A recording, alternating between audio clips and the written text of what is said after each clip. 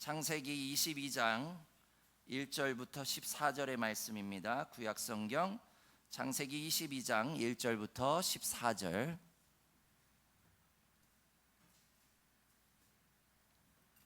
창세기 22장 1절부터 14절의 말씀입니다. 우리 다 찾으셨으면 제가 한 절 읽고 여러분 한 절 읽고 함께 교독하겠습니다. 그 일 후에 하나님이 아브라함을 시험하시려고 그를 부르시되 아브라함아 하시니 그가 이르되 내가 여기 있나이다.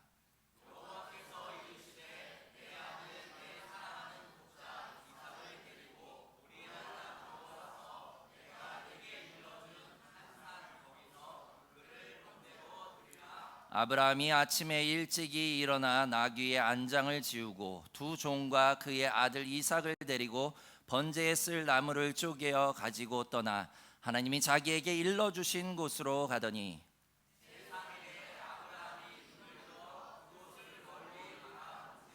이에 아브라함이 종들에게 이르되 너희는 나귀와 함께 여기서 기다리라. 내가 아이와 함께 저기 가서 예배하고 우리가 너희에게로 돌아오리라 하고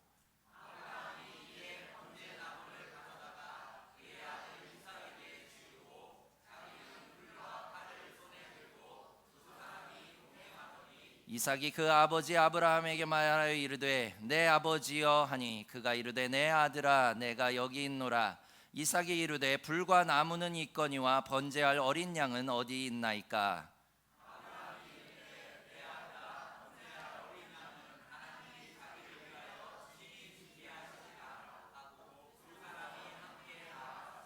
하나님이 그에게 일러주신 곳에 이른지라. 이에 아브라함이 그곳에 제단을 쌓고 나무를 버려놓고 그의 아들 이삭을 결박하여 제단 나무 위에 놓고 여호와의 사자가 하늘에서부터 그를 불러 이르시되 아브라함아 아브라함아 하시는지라. 아브라함이 이르되 내가 여기 있나이다 하매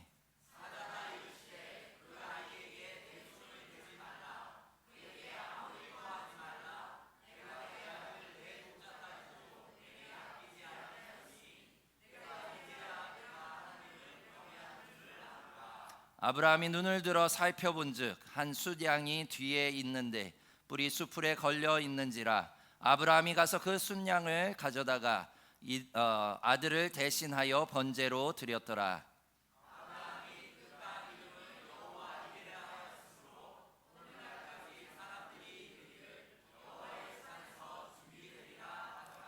아멘.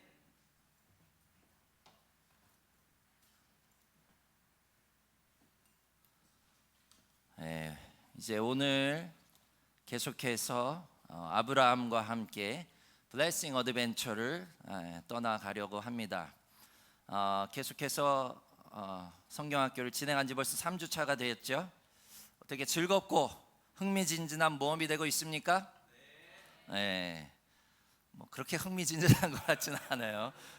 아주 그냥 힘찰 줄 알았는데 이게 날씨도 이제 계속 일주일 동안 장마가 끝났다 그랬는데 다시 장마가 진짜 장마가 온 것 같아요.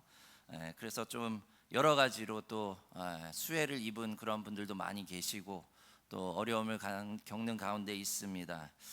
사실 우리가 여름 성경 학교를 그간 이렇게 하면서 우리는 이 시원한 에어컨과 또 맛있는 간식과 또 김준환 권사님이 목이 쉬어라 그렇게 게임을 이끌어 주시고 또 창작 활동하시는 선생님들이 그 준비하고 막 해서 너무도 재미있고 이렇게 함께 하고 있습니다만 이거는 사실 따지고 보면 제가 봤을 때 이거는 고생하는 모험이 아니라 약간 호화 크루즈 여행 같이 저희가 어떤 그렇게 모여가지고 그 크루즈 안에서 맛있게 먹고 그죠? 공연 보면서 이렇게 즐겁게 시간을 보내는 것 같은 그러한 생각이 되어집니다. 그래서 저희가 처음에 분명히 우리가 떠나는 건요 여행이 아니라 모험이라 그랬잖아요. 근데 사실 우리는 그러면 어떻게 장마비 맞으러 한번 나가서 우리가 한번 해볼까요? 그러면 아마 너무 힘들 거예요. 사실 어젯밤에 저희가 산책하느라고 나갔다가 우산을 가지고 갔는데 갑자기 장마비가 쏟아지면서 난리가 났어요. 근데 아이들은요 깜짝 놀랐습니다. 그냥 윤성이 우산 쓰라 그래도 안 써요. 그리고 그냥 첨벙첨벙 하더니 아침에 보니까 감기가 코가 맹맹. 근데도 즐거워하더라고요. 사실 뭐 아이들은 당장 나가서 모험하라면 좋아하겠지만 그래도 어른들은 조금 부담스럽죠. 더운데 땀 흘리는 것도 이제 좀 부담스럽고 힘든 그러한 부분들을 보게 됩니다. 우리가 이렇게 모험을 떠난다고 하지만 막상 모험이라고 하는 것이 떠나기가 쉽지는 않은 것을 보게 됩니다. 지난 한 주간 저희가 가족이 함께 웨슬리 기도회에서 통일전망대를 좀 다녀왔습니다. 거기에 보니까요 통일전망대 교회가 있더라고요. 그곳에서 저희가 함께 잠깐 찬양하고 또 함께 뜨겁게 이 통일을 바라면서 함께 기도하면서 그렇게 이 땅 가운데 우리만 잘 먹고 잘 살고 하나님께 기쁨으로 예배하는 것이 아니라 저 북녘 땅에서 지금도 지하교회에서 그렇게 어렵게 목숨을 내어놓고 그렇게 신앙생활하는 우리의 형제 자매들에게도 하나님께서 밝은 빛을 허락해 달라고, 그리고 우리가 통일이 돼서 저들을 함께 섬길 수 있는 날이 오게 해달라고 함께 뜨겁게 기도하고 그리고 돌아왔습니다. 그렇게 기도하고 나오는데 장대비가 막 쏟아지는 거예요. 그래서 윤성이랑 은서 보면은 우비를 입고 있죠. 그래서 장대비가 막 쏟아지는데 은성이는 비를 싫어해요. 조금만 튀니까 막 난리를 치더라고요. 근데 저희가 그러면서 내려오는 길에 어떤 행렬과 마주했습니다. 아마도 국토 순례 비슷한 걸 하는 것 같아요. 물론 제가 그분들 사진을 못 찍었어요. 근데 다 우비를 입고 똑같은 목장에 운동화가 다 졌는데 거기서부터 이제 아마 고성에서부터 시작을 하려고 하는 팀인 것 같더라고요. 그래서 은성이한테 야 저분들은 저렇게 하는데 뭐 그거 조금 튀는 게 어때? 그랬더니 그냥 싫다는 거죠. 이 요즘 아이들은 아주 그냥 안락한 늘 그런 편안한 시원한 그런 곳에서 있다 보니까 그런 거를 잘 몰라요. 근데 사실 모험에는요 반드시 어려움이 따르기 마련입니다. 잘 가다가도요 갑작스럽게 그렇게 비가 내려서 온몸이 젖고요, 또 땀에 비에 젖은 그러한 신발 상태로 계속 가다 보면 아마 발이 부르트고 피가 나는 일도 다반사일 겁니다. 그러다 보니까 아마 요즘 친구들이 왜 그 고생을 하느냐, 왜 고생을 사서 하느냐, 그냥 차로 가지, 그죠? 은성이가 끄덕끄덕 하고 있어요. 맞아요. 그렇게 시원한 에어컨과 안락한 차를 놔두고 왜 비를 맞아가면서 저렇게 사서 고생하느냐고 그렇게 얘기할 겁니다. 그러나 인생의 변곡점을 지나신 그러한 분들, 혹은 그리고 여기 70, 80 되신 우리 장로님 권사님들은 아실 겁니다. 당신은요 좀 고생스럽고 수고스러웠지만 그로 인해서 그와 같은 어려움을 내가 극복해냄으로 인해서 한층 성장했음을 발견하게 되고요, 또 인생의 어려움을 통과하느라고 정말 힘들고 고통스러웠지만 그로 인해서 나는 더 넓은 세상 한가운데서도 정말로 두려움 없이 인생을 즐길 수 있었노라고 그렇게 아마 말씀하지 않을까라는 생각이 되어집니다. 우리가 편안하고 안락한 것만 누린다면요 그것은 마치 온실 속에서 키워낸 그러한 꽃과 같은 존재예요. 지난 어버이 주일 때 나눠드린 꽃 잘 크고 있죠? 잘 크고 있습니까? 잘 크고 있으신 분 손 들어 보시죠. 아무도 없습니까? 와 대단하죠. 저도 사실 2개를 받아서 갔는데 하나는 그래도 간간히 키우고 있어요. 간간히 여전히 꽃이 한 송이 남았습니다. 저는 그런 생각이 들었어요. 온실 속에서 키워낸 그 화초를 보면서 정말로 예쁘지만 얼마 가지 못해요. 근데 저희 집 뜰에는요 애기똥 풀이 있습니다. 그 풀은요 계속해서 자라나요. 약을 치고 죽여놔도 또 다시 자라나서 또 꽃을 피웁니다. 이게 바로 그와 같은 고통과 어려움을 이겨낸 그러한 꽃과 그렇지 않고 온실 속에서 안락한 환경에서 키워낸 꽃의 차이점이에요. 바로 우리의 인생도 마찬가지입니다. 우리의 아이들의 인생도 마찬가지입니다. 그와 같이 안락한 환경에서 정말로 무균, 정말로 병균도 없는 그런 데서 키워내고 그렇게 좋은 것만 먹인다면 좋을 것 같죠. 그러나 세상 한가운데 내어놓으면요, 경쟁력이 떨어지고요, 어느 순간 바로 좌절하고 그걸로 인해서 스스로 문을 닫아버리는 일들이 발생하는 것을 보게 됩니다. 그러나 저와 같이 정말로 스스로 그렇게 밖을 향해서 어려움을 헤쳐나가고 그와 같은 힘든 가운데 그 고통을 참아내면서 나아가는 그런 청년들, 그리고 아이들은요, 계속해서 세상을 향해 도전하고 나아갈 수 있는 힘, 그리고 저들의 인생의 가장 찬란한 시기에 꽃을 피우며 그렇게 하나님의 백성으로서의 모습을 갖춰나가는 것을 보게 됩니다. 우리가 이와 같이 인생은요, 어려움을 당해야 돼요. 고통도 있어야 되고요, 우리가 모험을 하는 데 있어서는 그런 부분들이 반드시 필요한 것을 보게 됩니다. 오늘 말씀의 아브라함은요, 하나님의 약속의 말씀을 의지한 채 정말로 75세가 되는 고령의 나이에 모험을 떠납니다. 국토대장정을 하잖아요. 이 아브라함은요, 이쪽에서 저 이집트 있는 데까지 수천 킬로를 그렇게 걸어간 거예요. 75세에. 얼마나 대단합니까? 조카 롯과 함께 그렇게 하나님의 약속의 말씀을 따라서 모험을 떠났고요. 그리고 하나님께서 저에게 축복을 베푸셔서 너무도 가축과 많은 것이 늘어나서 지난주에 말씀드렸던 것처럼 롯과 헤어져서 이제 그렇게 삶을 누리는 것을 보게 됩니다. 그런데요, 그리고 하나님께서는 100세에 누구를 허락하십니까? 아들 이삭을 허락하시죠. 아마 눈에 넣어도 아프지 않을 만큼 그렇게 너무도 사랑스러운 아들이었을 거예요. 오늘 본문 말씀, 그런데 하나님께서 그런 아들을 어떻게 하라고요? 오늘 본문 말씀 2절 다 함께 읽어보겠습니다. 시작. 여호와께서 이르시되 내 아들 내 사랑하는 독자 이삭을 데리고 모리아 땅으로 가서 내가 내게 일러준 한 산 거기서 그를 번제로 드리라. 마른 하늘의 날벼락도 이와 같을 수 있을까요? 주실 땐 언제고 갑자기 하나님께서 데려가시겠다는 거예요. 저는 목회를 하다 보니까요, 주변에 자식을 먼저 떠나보낸 부모님들을 종종 만나보게 됩니다. 삶에 희망이 없는 눈동자예요. 그리고 제대로 된 삶을 영위하지 못합니다. 10년, 20년이 지났어도 그 아이를 잊지를 못하는 그런 분들을 많이 보게 됩니다. 과연 아브라함의 지금의 심정은 어땠을까요?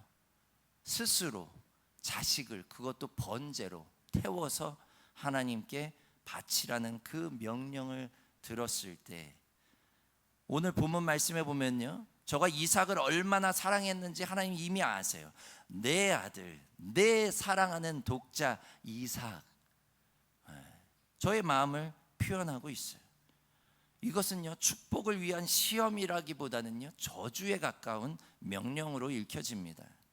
그런데 이에 대한 아브라함의 반응은 어땠습니까? 우리 본문 3절 말씀 다 함께 읽어보겠습니다. 시작. 아브라함이 아침에 일찍이 일어나 나귀의 안장을 지우고 두 종과 그의 아들 이삭을 데리고 번제에 쓸 나무를 쪼개어 가지고 떠나 하나님이 자기에게 일러주신 곳으로 가더니. 덤덤합니다. 아무 말도 하지 않고 묵묵히 떠날 채비를 해서 떠났다는 거예요. 아브라함이 아침에 일찍이 일어나 나귀의 안장을 지우고 떠났다는 거예요. 왜요, 하나님? 하나님, 아들 말고 제가 대신 전 재산을 드리는 건 어떨까요? 하나님, 아들 대신 저의 목숨은 어떻습니까? 이 정도는 해야 되는 거 아닙니까? 이게 인간적인 생각 아닐까요? 그런데 저는 그렇게 하지 않았어요.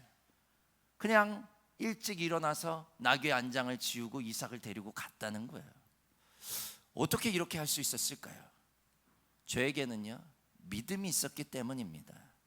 첫째로요, 어떤 믿음이었냐면 하나님은 그렇게 잔인한 하나님이 아니라는 믿음이 있었어요.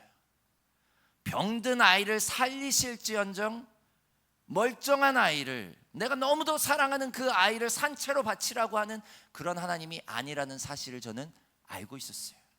그 믿음이 있었습니다. 그렇기 때문에 묻지 않았어요. 이건 그냥 하나님께서 나의 믿음을 테스트하는 것이라는 것을 저는 일찌감치 감지했습니다. 오늘 말씀을 더 자세히 우리가 이야기할 수는 없지만요, 저희의 이야기와 대화의 내용을 보면 이미 저는 그 모든 것을 알고 있었던 것을 보게 됩니다. 둘째로 어떤 믿음이 있었습니까? 하나님이 약속하신 말씀에 대한 저는 믿음의 확신을 가지고 있었어요. 아들 이삭을 통해서 하늘의 별과 같이 바다의 모래와 같이 너의 자손이 번성할 것이다 라고 하는 그 믿음이 있었습니다. 그런데 이 이삭을 바치라는 게 말이 됩니까? 그렇기 때문에 아브라함은 군말하지 않고 이삭을 데리고 간 거예요. 바로 이와 같은 믿음이 저를 순종케 한 줄 믿으시길 바랍니다.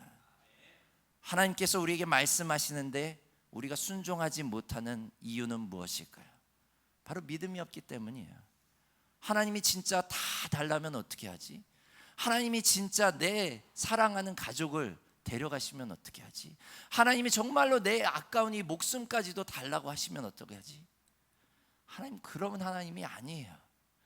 하나님은 우리의 믿음을 테스트하시고요, 그 테스트는요 우리에게 더 큰 하나님의 축복으로 인도하기 위함인 줄 깨달으시길 바랍니다. 사랑하는 성도 여러분, 우리가 믿음의 여행을 떠나고 하나님의 축복을 탐험하는 모험을 하다 보면요, 하나님이 이와 같은 우리를 시험도 하시고 때로는 시험이 아닌 우리의 인생 가운데 어려움을 당하게 되는 것을 보게 됩니다. 하나님은요 절대 우리를 꽃길로만 인도하시지 않아요. 온실 속의 화초로 우리를 키우지 않으십니다. 때로는 광야로, 때로는 젖과 꿀이 흐르는 땅으로 우리를 다양하게 인도하시면서 우리를 믿음의 사람으로 키워가시는 줄 깨달으시길 바랍니다. 그때 우리에게 중요한 것이 있습니다. 그것은 바로 믿음을 잃지 않는 거예요. 하나님은 결코 나를 포기하시지 않는 분임을 믿으시길 바랍니다. 절대 하나님의 사람을 어려움 가운데 그냥 놔두시지 않고 구원하시고 보호하시는 분임을 잊지 않는 저와 여러분이 되시길 주님의 이름으로 축원합니다. 그래서 요한일서 5장 4절 말씀에 보면 이렇게 기록합니다. 다 함께 읽겠습니다. 시작. 무릇 하나님께로부터 난 자마다 세상을 이기느니라. 세상을 이기는 승리는 이것이니 우리의 믿음이니라. 무엇이라고요? 우리의 믿음으로 세상을 능히 이길 수 있음을 고백하시길 바랍니다. 인생의 어려움과 난간을 극복하는 방법은요, 우리의 어떤 계략이나 지혜나 누군가의 도움의 손길이 아닙니다. 오직 하나님을 향한 우리의 믿음이 세상을 능히 이기게 하는 줄 깨달으시길 바랍니다. 믿음으로 하나님께 무릎 꿇고 기도하며 순종하며 나아갈 때에 하나님은 그 어려움을 우리가 이겨낼 수 있는 힘을 주시고 용기를 주심을 믿으시길 바랍니다. 그 믿음으로 나아가는 자에게 하나님은 어떻게 하십니까? 오늘 말씀 마지막으로 14절 다 함께 읽어보겠습니다. 시작. 아브라함이 그 땅 이름을 여호와 이레라 하였으므로 오늘날까지 사람들이 이르기를 여호와의 산에서 준비되리라 하더라. 아멘. 믿음으로 나아가는 자들에게는요 준비됩니다. 하나님께서 모든 것을 준비하는 줄 믿으시길 바랍니다. 도움이 필요하면 도움을 줄 수 있는 사람으로 하나님은 준비시켜 주십니다.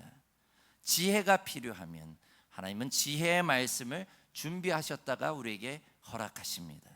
물질적인 도움이 필요하면요 하나님은 누구도 알지 못했던 사람의 손길을 통해서라도 물질을 허락하십니다. 사랑하는 성도 여러분, 겁내지 마십시오. 두려워하지 마십시오. 여호와 이레의 하나님을 믿으십시오. 그 하나님께서 나의 필요를 아시고 나의 삶 가운데 어려움을 아시고 준비해 놓으셨다가 내게 적절한 시기에 필요할 때에 허락하시는 그 하나님의 놀라운 축복이 저와 여러분의 삶 가운데 넘쳐나시길 주님의 이름으로 축원합니다. 기도하겠습니다. 여호와 이레의 하나님을 우리가 믿으며 나아갔던 그런 아브라함처럼 우리도 이제 이 땅 가운데서 하나님 온실 속의 화초처럼 그렇게 안락하고 즐거운 그런 인생만을 누리는 것이 아닌 이제 모험을 하며 더 거친 광야를 향해서 세상을 향해서 나아가길 원합니다. 한 손에는 주의 복음을 들고 우리의 마음 가운데는 하나님의 사랑을 가지고 이 땅 가운데서 하나님의 나라와 의를 위해 힘쓰며 애쓰는 하나님의 믿음의 사람들이 될 수 있도록 하나님 우리를 인도하여 주시옵소서. 우리가 어려움을 당할 때 고통 가운데서 우리를 인도하시길 준비하고 계시는 그 하나님을 믿으며 나아가는 하나님의 백성들이 될 수 있도록 하나님 인도하여 주시옵소서. 지금은 우리 주 예수 그리스도의 은혜와 하나님 아버지의 놀라우신 사랑하심과 성령님의 감화감동 역사하심이 이제 여호와 이레의 하나님을 믿고 이제 믿음의 여행을 떠나는 하나님의 백성들 가운데 영원히 함께 하시기를 간절히 축원하옵나이다. 아멘.